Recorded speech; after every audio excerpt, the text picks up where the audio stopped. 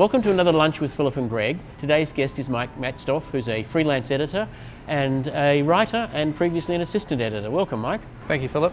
So what's your current gig? What are you currently working on? I'm working at a place here in Pasadena called Duncan Studio, and it's an animation studio right around the corner that is contracted by a lot of different companies to build animation segments, and the film I'm working on right now is a mixed live action and animation, and it's called Middle School: The Worst Years of My Life. Aha, well, I think probably a lot of people will be able to relate to that. We don't have middle schools in Australia. We have a longer high school period. So okay, yeah, well, it's I think the target demographic is probably like 10 to 15-year-old kids, but the animated parts, it's pretty adult. Like there's a lot of sort of inside innuendo and inside jokes, and it's a lot of fun.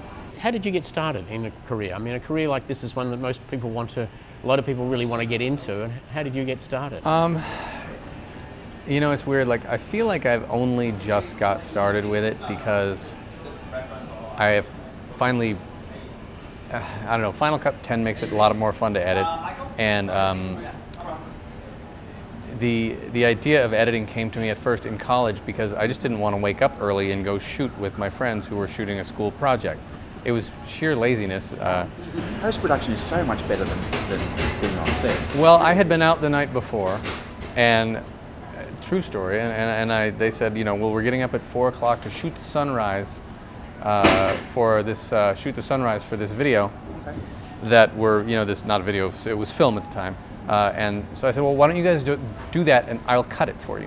And yeah, with no real knowledge of editing or much thought put into it, but I ended up from college getting into commercials. I interned at a commercial house last class in college, which I always think is kind of a good idea for people to do if they're willing to forego their last class. Some people like to stay there for the sort of reminiscence with the friends of their time in college, but I ducked out early and went to intern at a commercial post house, and then met some people there, sort of learned some technology, and because of the technology more than anything else, I ended up getting into TV movies and then feature films, and a little bit of TV, but I stayed in feature films for the majority of my early career. Well, it's pretty much the same as when you get a chance to eat now, but yeah. It's pretty much the same thing that happened with me. I got into post-production when I started my own company. It's just straight out of working in theatre initially, and then I moved into video production. But I did it all because I didn't have the budget to pay everybody else and still make money for myself. So wrote, shot, directed. Very quickly worked out that I was a lousy shooter. It was very, very obvious very, very quickly that I just did not have that level of patience that it takes to, no, let's just do this extra little thing because the shot will be great instead of just okay. Were you not seeing the vision of the director or whatever, the vision of the project, or? Probably, but I probably had my producer's hat on as well and says, let's get this done as quickly as we can because we need to get it done as quickly as we can because I'm probably got an over-ambitious shoot. Right. These days I say, when people ask me why I went into post-production, my honest answer is, well, air conditioning.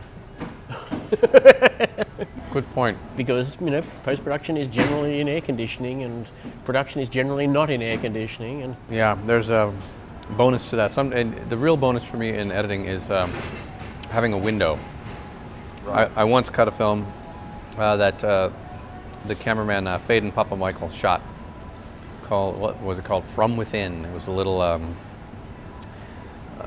small independent horror movie, and it was produced by these guys who had an office up in the Twin Towers in Century City.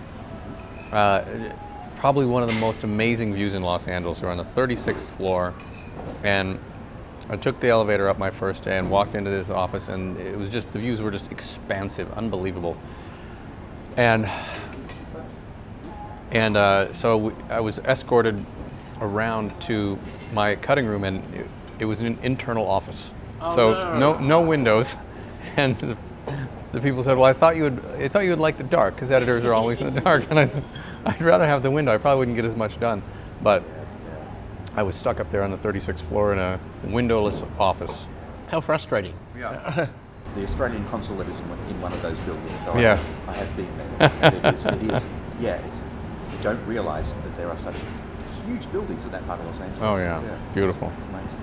You've obviously dealt with the change from film into non-linear editing to Final Cut Pro, Final Cut Pro 10. I mean, we'll probably get back to a conversation we had early on in the Final Cut Pro 10. Mm-hmm. Yeah. How do you deal with that constant change? How do you deal with that constant change in the future?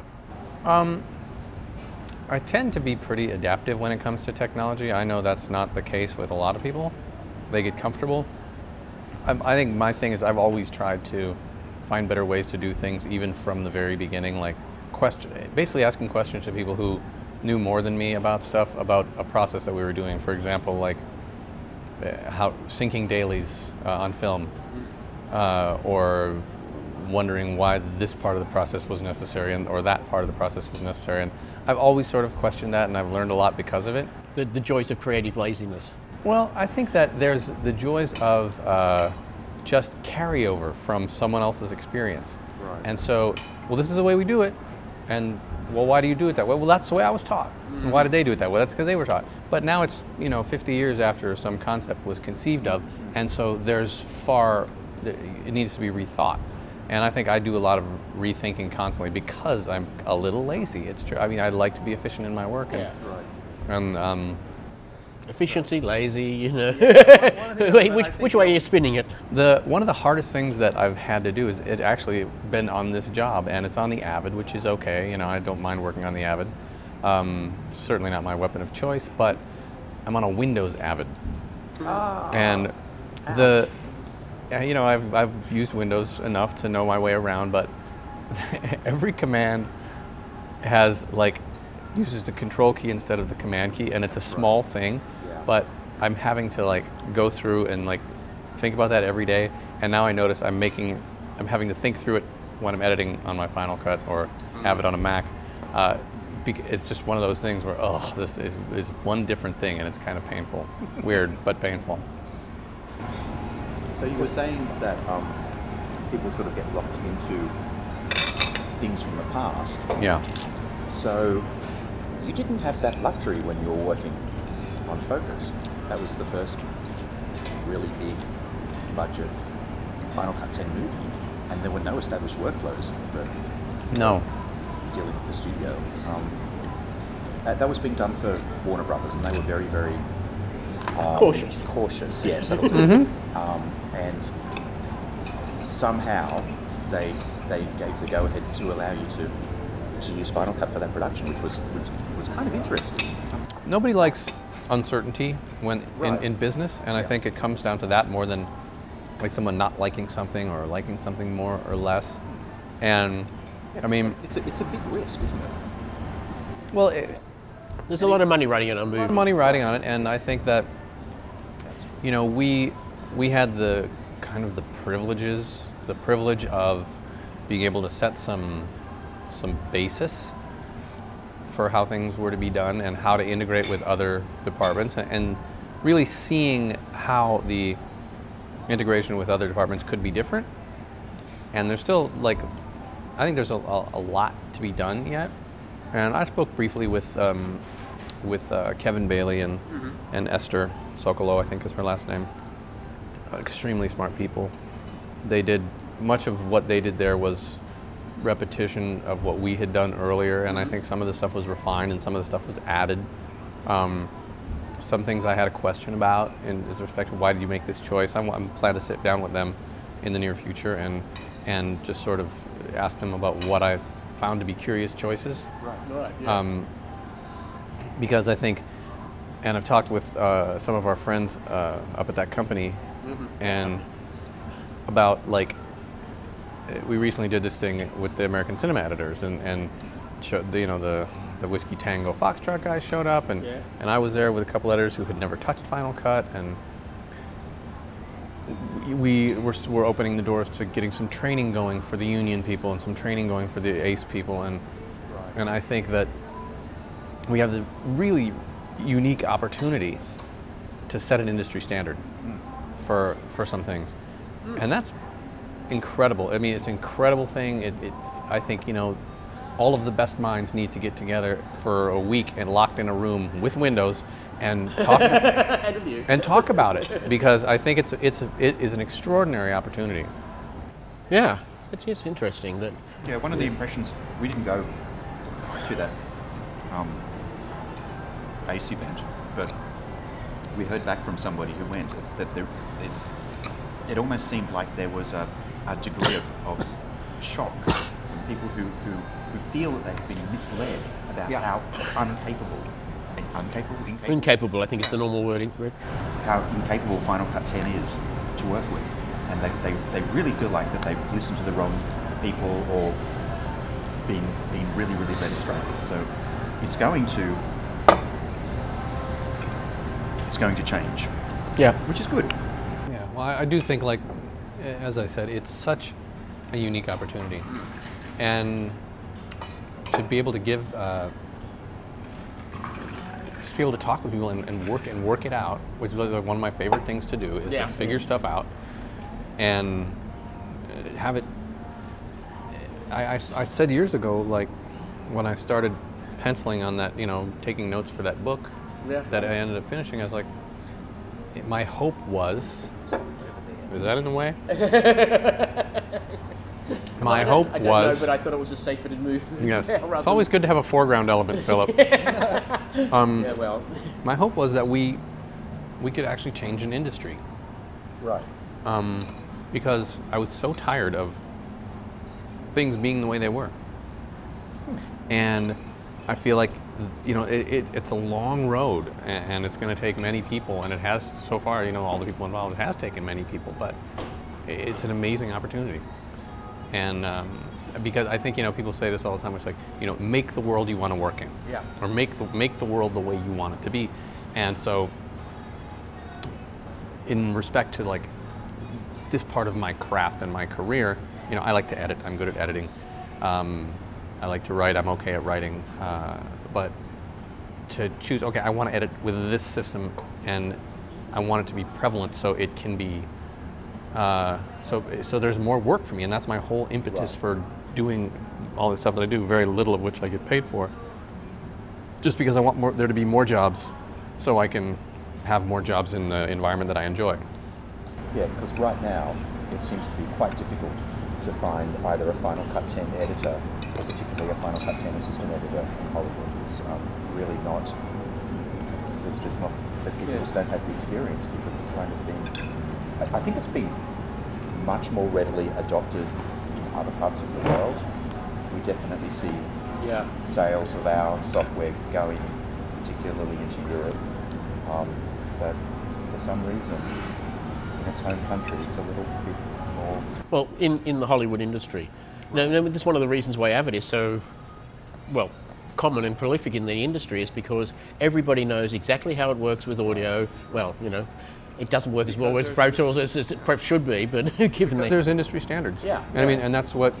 And that's what I've told our friends. No. Classic. I mean, this never happened with the original Final Cut Pro. There were almost every production was a snowflake workflow, Right. And they were expensive. Whereas if you said, as we can put down a standardized workflow, a standardized set of tools. Just a baseline. Yeah. Everybody's going to adopt their own business, but Right. the idea being, and I know I'm eating and talking, but hey, what are you going to do? Make it difficult for the editor. Thank you. I'm glad I don't have the Swallow. continuity. The idea being that people can come on a show if someone is needed. Someone has to go, someone gets fired. Right. So there's bodies that know, they know they were on. They can look at it and say, okay, I get it. I see what you're doing there. Right. And then go forward. And that's not a lot of training, but it's important to get, in my opinion, to get it right and really think through. We thought through it a lot on Focus. I thought through it enough to document it all and have a look at it beat by beat by beat. And the guys on Wisco Tangy, I have a real hard time saying that. Whiskey Tango, Foxtrot. They made some shifts and changes and just to make it work a little bit better for them. And that's all well and good. But the basic stuff should be, it needs to be taught. What do you think the biggest change has been in your career so far? Either be not even necessarily within your career, but in life so far, in working life. It can be society, it can be technology. Just the biggest change that you've you've experienced or think might have affected your life to date? Projecting forward would be great technology in small packages, because like tiny cameras, I want to make films. I've written and directed one film. I have another one that I want to do over in Ireland if we get financing, if anyone's listening. And I think like there are small cameras that can shoot beautiful images. There are tiny devices that can record wonderful sound. There are editing programs that can run on a laptop that can soup to nuts do an entire film. So I think that the big things in little packages are what I'm really amazed by every time. As long as the power stays on, we're good for that. So do you think that's just across the board, the fact that you can do so much more with less? Yeah. There's the obstacles before were like film production, where you shoot film. So you got to have a camera that shoots film. You got to have a camera that shoots quiet enough to shoot sync sound. You got to take stuff to a lab. You have to have it processed. You have to have it telecine. You have to have this. You have, the process of making, like, even seeing your dailies. Yeah. It was days. I mean, I went to school in Santa Barbara, California. It was 110 miles north of Los Angeles, and so if we shot something, we saw it a week later. Literally. That makes a big difference. Definitely the whole... I didn't actually take it very seriously at the time, but when the Red Digital Cinema camera came out, and I thought, wow, there's no way that people are going to move away from film. But God love them, they were the... People were already moving away from film, but were attempting to find ways of making film-like projects on minuscule budgets. We had people making cinema releases on DV cameras, which is hardly a great tool for the job, but it shows the direction that people were trying to go. Right. And eventually Red, and then the DSLR sort of revolution that came on the tail of that. We're trying to legitimise that and say, well, if it didn't cost so much, more people would do this. And so that gave them the freedom to start experimenting, and of course having somebody backing them that had virtually unlimited pockets, so they didn't have to didn't have to show the return immediately. Like you and I can't afford to go 5 years with a negative return. Right. I think the distribution platforms, though, as well, YouTube, Vimeo, all that stuff. You don't necessarily have to aim for the theater to get good stuff out there. That's true. And Netflix was very forward thinking in the fact that when they started, they were sending DVDs to people. Right. So they knew at some point there would be a pipeline fast enough. To just do it over. Yeah, we think of Netflix as a streaming company, and until you reminded me, I'd forgotten that. Their history was a DVD. That's right.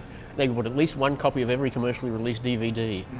And often more. And you often had to be on a wait list, because if it was something that was popular... Yes, you would get something lesser in your list. Well, like the film that I wrote and directed, we were, for a year we were on streaming on Netflix. Okay. And then they canceled, they didn't renew the streaming order, but they bought 1,500 DVDs. Right. So they're still being sent out, and you can still get it on there, but it's like everyone with Apple TV or with the Roku or whatever. Again, small things or big things in small packages. And with Roku, I mean, people can do independent channels. I mean, Mike Matzdorff has done a 5 Things channel on Roku. So it's an app that sits on Roku that just automatically hooks into your channel. And suggested that the Semi-Serious Foodies, the food show we occasionally do some video for, should go on Roku as well. I don't have Roku. I didn't know that. No, I didn't either. We don't have Roku either. We're entirely Apple TV. But it was interesting to learn that. Well, projecting forward, you mentioned forward, but what do you think will be the sort of changes that you see coming up in the future and the rest of your career? You're halfway through. There's still a long way to go. Halfway to 100 is how I like to think of it. Yeah. Well, that's a really interesting question. I mean, it's a stumper of a question, really. Yeah. Well, I think that freedom to create is one thing, but ways to monetize that is another. And I mean, the people who supply the stuff, which is the YouTube and all the so-called free stuff on the web, Right. it's not really free. There's some cost involved in some way for the end user, and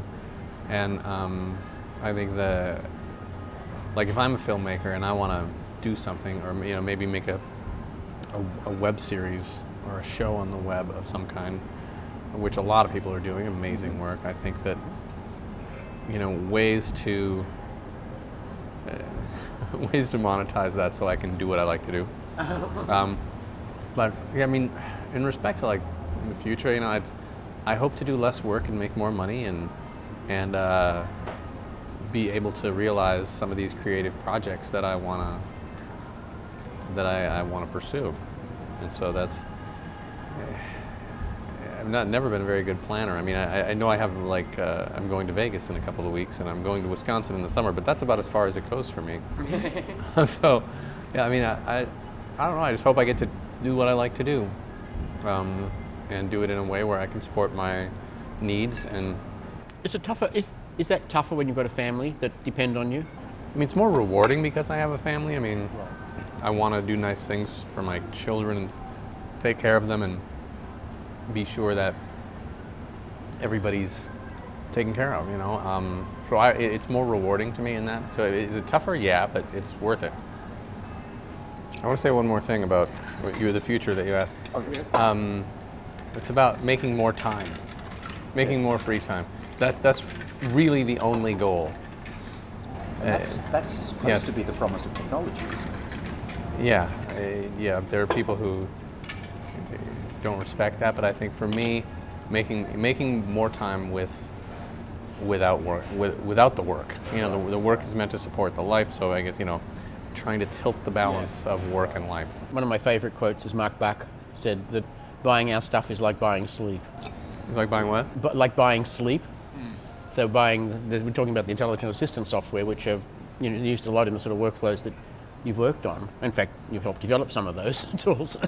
And he finds that those skills end up giving him more time to sleep or be creative or spend with the family, whatever it is that you want to do outside the work life that you have. And if you're fortunate, like most of us, you're really working on something that you mostly enjoy. I was off for the month of January this year. It was a great month. Picked up a little work, like a couple days, and I had, I'd go take my kids to school, pick my kids up from school, hang out with them, do stuff. Right. Of course, not making any money, but that's like, I'm trying to do, be freelance now, and like, this job is going into April, and then maybe there's another one after that, and then maybe there's a movie to cut, and then there's some short spots, or there's like the spots that I did for the Y FCPX campaign, those 3 spots. But just like finding ways to do smaller bits of work and let there be more time. There's a very healthy movement that started called 12 on 12 off. Oh yeah.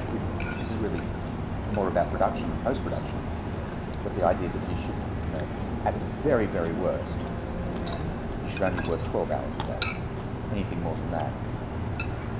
Yeah, well, production, because it's so expensive, and location shooting is so expensive, they tend to work beyond, and it came out because people died. People driving back from a 18-hour day fell asleep behind the wheel and died.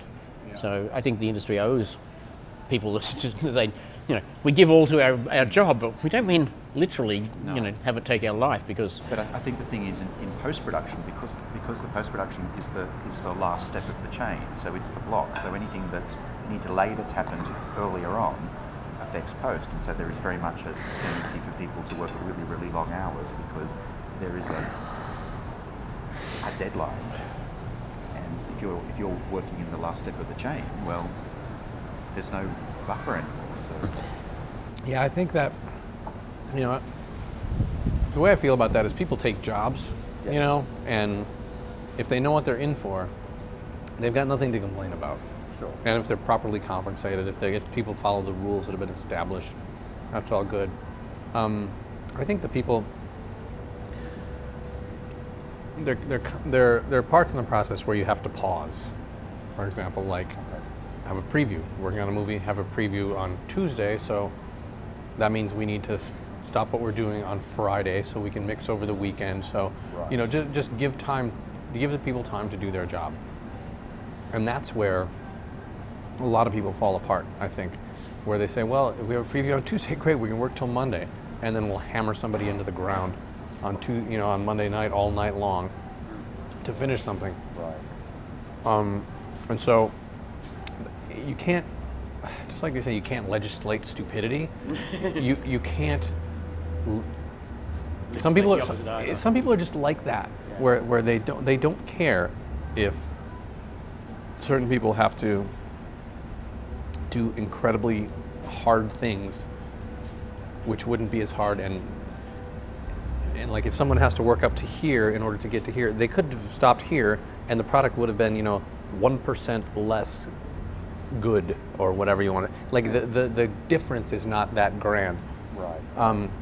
Now, coming from the perspective of someone who's in the middle of the food chain versus at the bottom of or at the top of the food chain, like the person at the top of the food chain will say, I want to do this, I want to do this, I want to do this, and they won't think about the consequences down the line. Right. And so I think the awareness of the consequences down the line are what needs to be understood by the people who are in control and people who are driving the boat, as I like to say. Right. Because they need to know when it's not productive to keep going. For them. They need to be aware of their self-interest, which is, okay, I want to make a movie that people are going to love. And so if I spend these 6 hours dicking around with something, then is that going to have a net gain for my film, taking those 6 hours away from this other process that must occur? Yeah. Yeah. Does that make sense? Yeah. It does. And so I think understanding that balance, and like, I hope that, as a director, I've directed one thing, if I direct another thing, I will have that in mind. I think I have before I didn't push hard enough on things, but you have to find the balance of, okay, what are you trying to do? Okay, make a movie, good. Trying to make a good movie or bad movie? Okay, good movie, great. Let's move on from there. So then at what point do you screw yourself? Yes, if you want to make a cheap movie, well, it's a whole other set of parameters. It's the good old triangle, cheap, fast, good. Yeah, that's right. So I think, finding balance in order to serve the interest of the film should always be the goal, and that comes down to the people who are scheduling and finishing and releasing and all that stuff. It's okay, like the people who just determine the release, they find, okay, what's the best spot for this movie? Or is it a bad movie that we don't want to put any money into, so we'll put it in this spot where it doesn't matter. But they think, oh, well, we're going to put it out here. Crew can work till here. This can work to here. This is what it's going to cost. And let the process work out, instead of saying, well, we have to finish here, and so work until here, and then kill yourself for this last bit. Yeah. And everything takes longer than you expect anyway. Well, the first time, perhaps the second time, but after you've done your third or fourth movie, if things are still taking longer than you expected, you're just not learning from experience. Well, you're not anticipating well. Yeah. Or you have a bad producer who's not so. Yeah, what you're really hoping for is better producers. Yeah. And that's probably, well, there are good producers out there. Let's say that, and there are people who really shouldn't be in that position. Fortunately, I don't know any names to name, so I'm sufficiently abstracted from that level that I don't have names to name. Speaking of producers, Yes. one of the interesting things was when we went to Light Iron screening of Whiskey Tango Foxtrot, and it was an event that was put on in association with the Producers Guild, and so there were a lot of Producers Guild members in the audience, and I thought it was very interesting that for these people to hear how much time they managed to save by working on Final Cut 10. Because that message will get out there. I've been saying this since the first words came back, that first people saying, I edit faster on Final Cut Pro 10 than I have in the past. And it's like, The moment producers get that message, and they need to hear it 4 or 5 times across the sort of projects that they work on, Right. but once they start to get that message, it's going to be a hard sell to say, I work on the slow system. Right. Not that it should really matter that much, unless the distinction becomes really significant, because surely most of the time in a production, in editing, is not dealing with the specifics of a particular tool. It's about all those other creative decisions that go around that. Well, time adds up, right? And so, if I have to do one thing, if I'm on an Avid and I want to rubber band some audio, turn it down or turn it up or ramp it down, whatever. And like I counted the other day, it took me 6 clicks, and that to dip some audio, 4 keyframes on 1 track. 6 clicks. Could have taken even more clicks, depending on what I had selected, what I had on, and the keyframes, and if I want to pull them down at the same time or one at a time, but it was 6 clicks, and that would be like 1 keystroke, one keystroke and 2 clicks, and so In 10. yeah, in Final Cut 10, and there's stuff like that all over the place. Right. And I had to recut a sequence which had a bunch of sound that was tied to specific moments. And in the Avid, it was like, well, I need to extend this, then I need to cut that, then I need to bring this over, then I need to fix this hole. And it was like, what should have taken 10 minutes took an hour. Right. Wow. And so it's time, it's like fluidity, it's time, it's wasting your time Right. on technical matters Right. and not on creative matters. And that's where the time savings is. You know, you spend, if you spend 30% of your time on an Avid fiddling with technical things, so you can spend your 70% of your time editing, being creative, I think it's like more like 5% to 95% on Final Cut 10. Right. And so that's why it feels faster, that's why it feels more fluid, that's why it feels like editing is fun again, sort of. Percent of a 6-week post schedule is a fairly significant amount of time. That's almost it's almost 1.5 weeks of production time lost to clicking buttons. I had the same thing happen with Lumberjack system and Backlogger. I always, when people said, what should I do to log material that's already been shot? It's like, well, use Final Cut Pro 10. It's the best logging, best of the NLEs for logging that there is. Right. Until circumstances dictated that after 2 years of only using real-time logging in Lumberjack, I had to log something in Final Cut Pro and realised what took me exactly 2 taps to do in Lumberjack was either 9 clicks, keystrokes, or then some typing to actually enter the inside Final Cut 10, which I thought was easier and more efficient than everything else. Yeah. So it's really small efficiencies add up.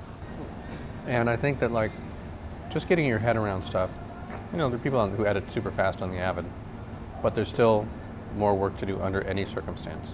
Right. And so you put them on something, they're fast at it because they're familiar with it and they know it and they have all their keystrokes and all this stuff. And, but there's still more to do. I don't think there can be an argument about that. I tweeted something out the other day about this 6 clicks to lower some volume, and Steve Hullfish, who's a very smart man, wrote me back and said, well, you must be doing it wrong if you're doing 6 clicks because you could just do this and this. And I said, no, I'm rubber banding audio. I'm dipping audio. And I didn't get a response from him, but I did get, I think Scott Simmons chimed in or whatever. But there are certain things, you know, you're going to get used to whatever you use the most. Right. And so if you get used to the fastest thing, you'll be the fastest at the fastest thing. Yeah. Right.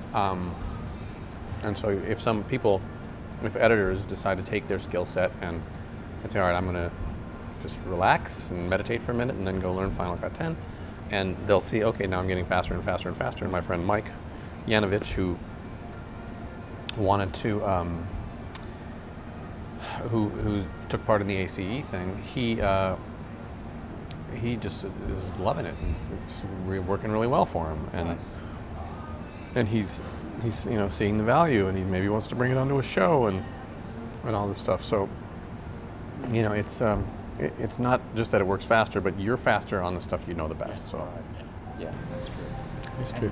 It's not a coincidence that it happens to be faster, because we were told by somebody from the company up north directly that they spend a lot of time working out how to minimize the number of clicks, the number of things that you have to do to achieve something. I believe one of the quotes was, well, we thought that if we can do something for you instead of making you do it, then we should. That too, but it was also a focus on, you know, why, if we can come up with a way to do something in 2 clicks instead of 6, why not do that? Yeah. So, no, it's really well thought out. Yeah. I mean, yeah. I've been saying that for a while, and it's true. There's a lot of, I've been having visited and participated in looking at software, and you know what I'm saying. There's a lot of thought that has went into everything, and you know, if I have complaints about it and I send emails about complaints, sometimes they're greeted with good catch, Right. like a couple of days ago. And sometimes they're, well, have you tried this? And I say no. So, you know, more often than not, like almost all the time, whatever I'm saying, whatever I'm looking for is there, or I haven't found it yet, but it's there. So. Well, just to wrap up, because you've got to get back to work, but what advice would you give your younger self? Don't drink as much Diet Coke. Good advice. Work. Hey, do more yoga. Build your self-confidence and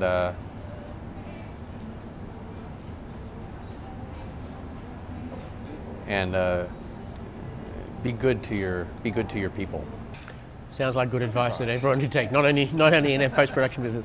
Thank you very much for coming to have lunch with us, Mike. If somebody wants to get in touch with you, where can they find you? I have a website which is for the book called fcpxfeatures.co, and at Twitter it's FCPXFeatures or Mike Matzdorff, at Mike Matzdorff, at FCPXFeatures. So that's the best place. Right. Thank you very much for coming to lunch. Thanks for having me, sir.